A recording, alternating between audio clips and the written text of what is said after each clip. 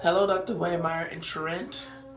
This is wonderful, beautiful Monday evening. I'm on clarinet still. Such a great day to be Squidward. Except not Squidward, because Squidward is terrible. But I'm here to play my video for Woodwind Methods. I'm beautifully sitting up straight in my chair. My feet are flat on the floor, as you can hear. I have my stand at the proper height. Let me double check. It won't move. That must be a sign that it's at the proper height. All right, I'm gonna do some warm up things, and here we go.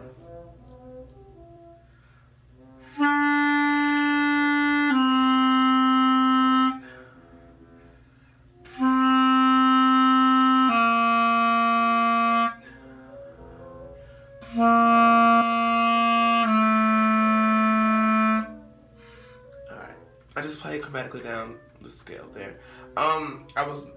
There's a mirror here that you can't see, but I'm looking at myself, and I self-assessed, and my pinkies were doing weird things. We'll make sure our students, their pinkies stay close to, well, all their fingers stay close to the on the clarinet, on the holes, and on the keys, depending on what instrument it is. We don't want any flying pinkies because that creates tension, and also it just makes it easier for when they get older to start playing all the really fast stuff. Alright, so let's, I'm going to play Sweetly Sings the Donkey, 37. Here we go.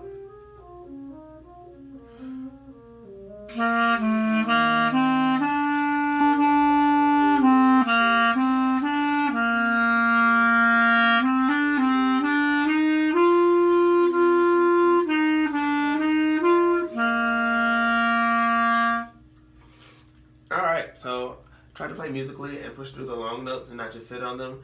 I want to teach them to grow and push through long notes, because that creates good habits for being musical when they have, just in general, when they're younger. You teach them younger, so when they get older, they already build up good habits. Play the wrong note, but you know, I'm not Savannah Bradfield. I don't play perfectly. Yeah, so wonderful me.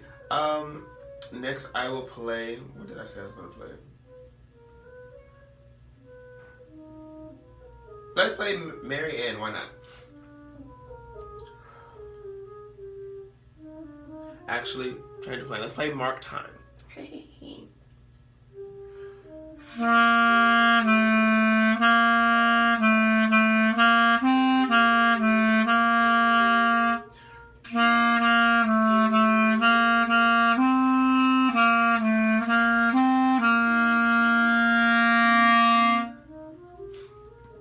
Once again, same thing on the musicality. You want to make sure when you do this one that you go over the new finger, which on clarinet is B, but it's a concert A. Just want to make sure that you go over that new finger with them, because it's going to be different for new students or for different instruments. And like on clarinet, it's this middle finger here, so that's going to be a little bit different for your younger students. Let's go with Crusaders March.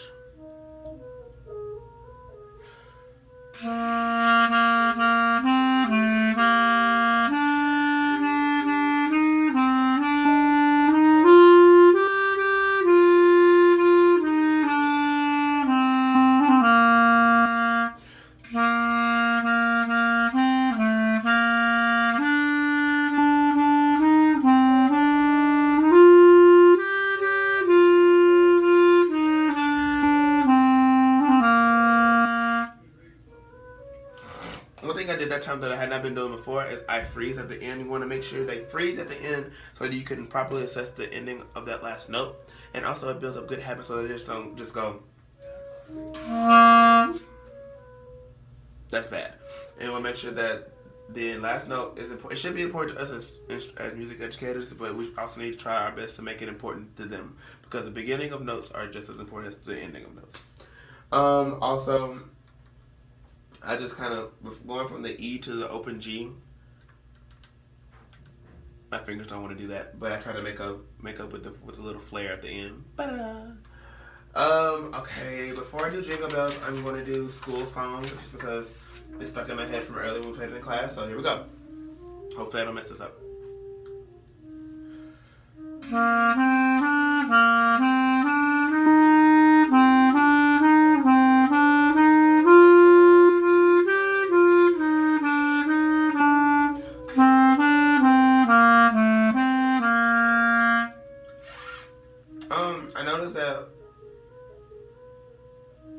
freeze at the end of the note. Freeze. I noticed that at the in my throat tones, which is like open G and A, that my it's a bit airy, and like that's just and like out of tune.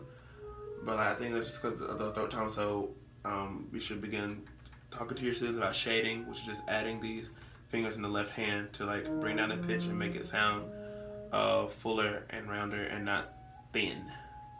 Yeah, so shading is definitely a thing.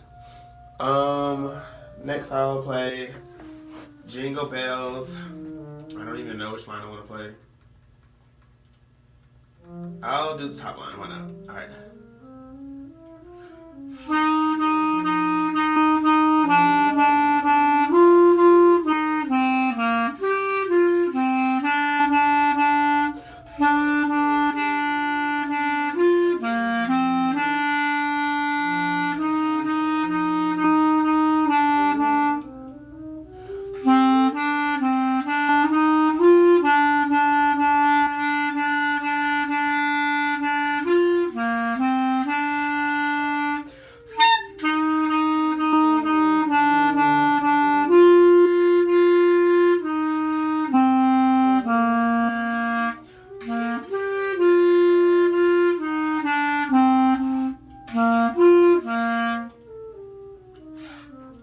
So one thing that I noticed that I did, because the last fingering is as follows: is close G, close C, saxophone player, close C 1 2 3, open G, and then back to C.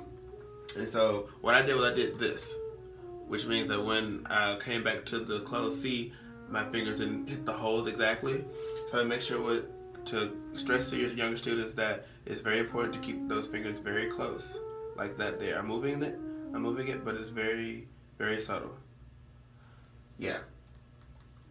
But yeah, I think one thing I did very well though is I got the jump from the C to the A G. I got that very well because that's also very tricky because you go from once again 1 2 3 C and then A, which is this wonderful little trigger thing here.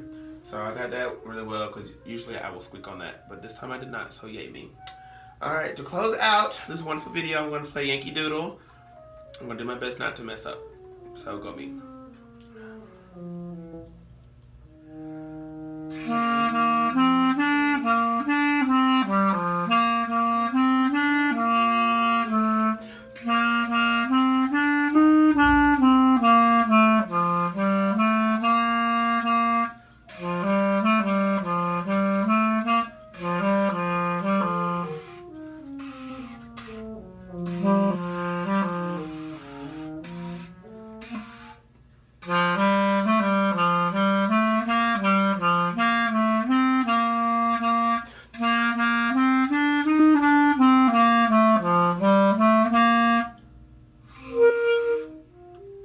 Yay.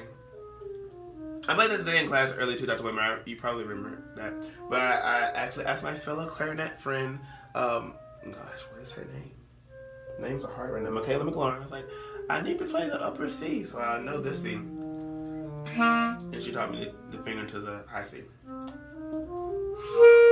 So, yay me. But that'll be it. Low notes are hard. I don't know how to get them out on this instrument yet, but hopefully I really like clarinet. So if you really want to put me back in clarinet later on after we switch on Wednesday, that'd be great. I really love that and appreciate you for that. But I want to figure out how to play low notes because I like low notes. But I think I have almost all the low notes on here, and so I really like clarinet. So this is gonna do it. Elisha's out. Y'all have a wonderful rest of the week.